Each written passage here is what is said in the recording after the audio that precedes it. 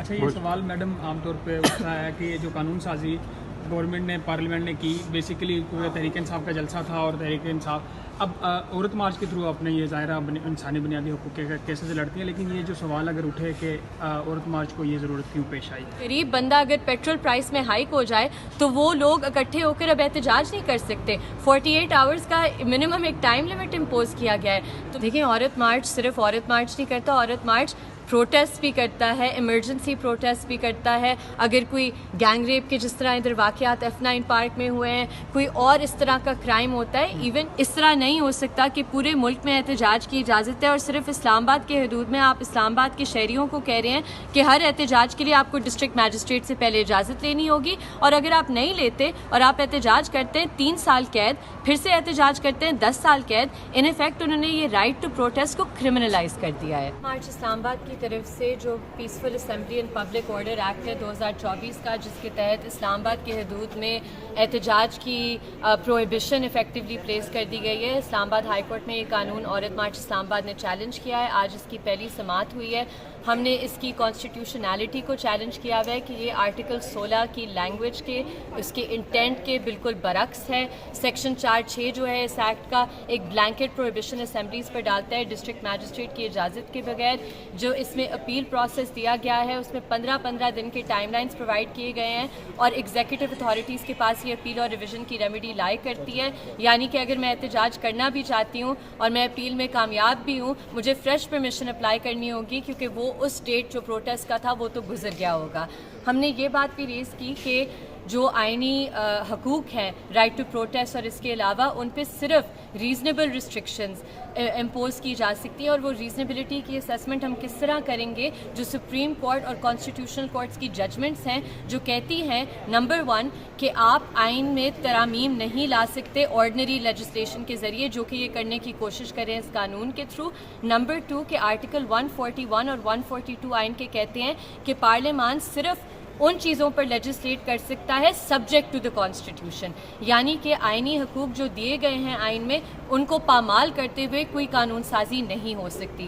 اب اس میں نوٹس کیا گیا ہے فیڈرل گورنمنٹ کو through cabinet division, law ministry کو اور اٹارنی جنرل صاحب کو، کیونکہ قانون کی کانسٹیٹیوشنالٹی کو چیلنج ہوا ہے.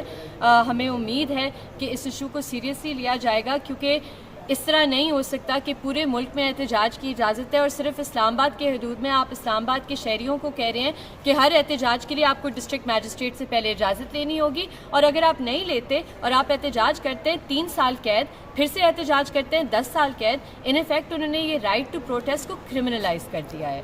اس وقت پارلیمنٹ قانون برعکس ہے. سیکشن 4(6) جو ہے اس ایکٹ کا ایک بلینکٹ پروہیبیشن اسمبلیز پر ڈالتا ہے ڈسٹرکٹ میجسٹریٹ کی اجازت کے بغیر.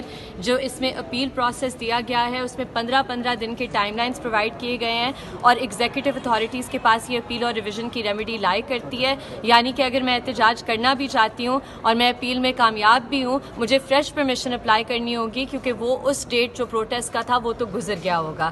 ہم نے یہ بات بھی ریز کی کہ جو آئینی حقوق ہیں رائٹ ٹو پروٹیسٹ، اور اس کے علاوہ ان پہ صرف ریزنیبل ریسٹرکشنز امپوز کی جا سکتی ہیں، اور وہ ریزنیبلٹی کی اسیسمنٹ ہم کس طرح کریں گے؟ جو سپریم کورٹ اور کانسٹیٹیوشنل کورٹس کی ججمنٹس ہیں جو کہتی ہیں نمبر 1 کہ آپ آئین میں ترامیم نہیں لا سکتے آرڈنری لیجسلیشن کے ذریعے، جو کہ یہ کرنے کی کوشش کریں اس قانون کے تھرو. نمبر 2 کہ آرٹیکل 141 اور 142 آئین کے کہتے ہیں کہ پارلیمان صرف ان چیزوں پر لیجسلیٹ کر سکتا ہے سبجیکٹ ٹو دا کانسٹیٹیوشن، یعنی کہ آئینی حقوق جو دیے گئے ہیں آئین میں ان کو پامال کرتے ہوئے کوئی قانون سازی نہیں ہو سکتی. اب اس میں نوٹس کیا گیا ہے فیڈرل گورنمنٹ کو through cabinet division, law ministry کو اور اٹارنی جنرل صاحب کو، کیونکہ قانون کی کانسٹیٹیوشنالٹی کو چیلنج ہوا ہے. ہمیں امید ہے کہ اس ایشو کو سیریسلی لیا جائے گا، کیونکہ اس طرح نہیں ہو سکتا کہ پورے ملک میں احتجاج کی اجازت ہے اور صرف اسلام آباد کے حدود میں آپ اسلام آباد کے شہریوں کو کہہ رہے ہیں کہ ہر احتجاج کے لیے آپ کو ڈسٹرکٹ میجسٹریٹ سے پہلے اجازت لینی ہوگی، اور اگر آپ نہیں لیتے اور آپ احتجاج کرتے ہیں 3 سال قید، پھر سے احتجاج کرتے ہیں 10 سال قید. ان افیکٹ انہوں نے یہ رائٹ ٹو پروٹیسٹ کو کرمنلائز کر دیا ہے. اس وقت پارلیمنٹ قانون سازی کر رہی ہے اور عدلیہ کے حکم کو بھی نہیں مانا جا رہا. تو آنے والے دنوں میں مقننہ اور عدلیہ آمنے سامنے آپ کو نظر آ رہی ہیں کہ عدلیہ کے فیصلوں کو بھی امپلیمنٹیشن نہیں ہو رہی؟ دیکھیں یہ بات آئی بلیو کل ایک ٹی وی ٹاک شو پہ بھی ہوئی تھی جہاں سلمان اکرم راجہ صاحب نے کہا تھا کہ آئین کلیئرلی کہتا ہے کہ سپریم کورٹ کے جو فیصلے ہیں ان کو ایگزیکٹو اتھارٹیز کی ذمہ داری ہے انہیں امپلیمنٹ کرنا. لہٰذا اگر ایگزیکٹو اپنے کام یا اپنی ذمہ داری نہیں فلفل کری تو ان کے خلاف عدالت کو کانسیکوینسز انشور کرنے ہوں گے. ایسا نہیں ہو سکتا کہ ادھر فار ایگزامپل ابھی ریسنٹلی جس طرح ہوا ہے کہ احتجاج کی اجازت دی جاتی ہے, جب احتجاج کرنے جاتے ہیں این او سی کینسل ہو جاتا ہے, ادھر کنٹیمپٹ میں لوگ آ رہے ہوتے ہیں. یہ کس طرح کا قانون کا مذاق ہے اور آئینی عدالتوں پر یہ ایک حملہ ہے. حملے سے کم یہ تصور نہیں کیا جا سکتا. اور اب آئینی عدالتوں کے ہاتھ میں یہ بال ہے کہ وہ دیکھیں کہ کس طرح کس کا احتساب ہوگا. وہ اپنی ریٹ کو اسٹیبلش کرنے کی ضرورت ہے.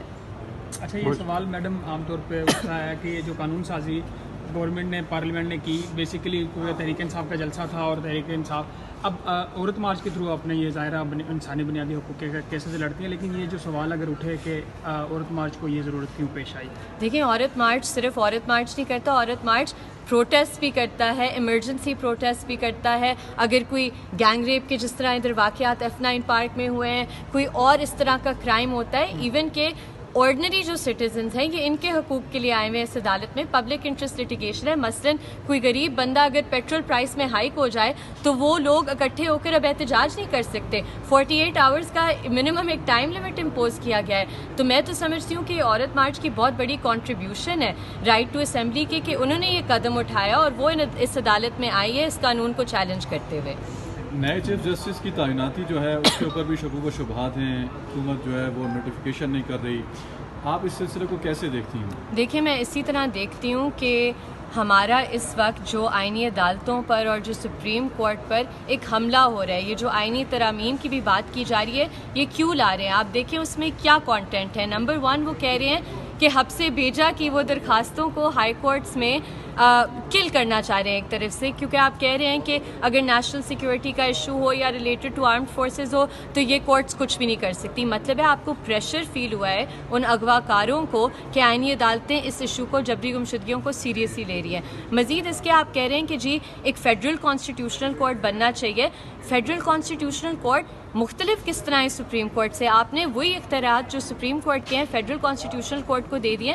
اس سے کیا ہوگا؟ صرف آپ کنفیوژن پیدا کر رہے ہیں. اور یہ جو ایک میلیفائڈ انٹینٹ نظر آ رہی ہے, بدنیتی نظر آ رہی ہے کہ آپ یہ کوشش کر رہے ہیں کہ کیونکہ سپریم کورٹ میں آپ کو کچھ ججز پسند نہیں یا وہ آپ کے پسند کے مطابق فیصلے نہیں دے رہے تو you strip the Supreme Court of its powers. یہی یہ کرنا چاہ رہے ہیں. میڈم آپ کہہ رہی ہیں کہ عدلیہ آئینی عدالتوں کے اوپر ذمہ داری بنتی ہے, لیکن ہم یہاں یہ دیکھ رہے ہیں کہ ججز بھی تقسیم ہیں. جیسا کہ پریکٹس اینڈ پروسیجر کی آرڈیننس جاری ہوا تو ابھی اس کی صحیح خشک نہیں ہوئی تھی, لیکن چیف جسٹس نے اس کے اوپر امپلیمنٹیشن کر کے ساتھی ججز کو اس سے نکال دیا.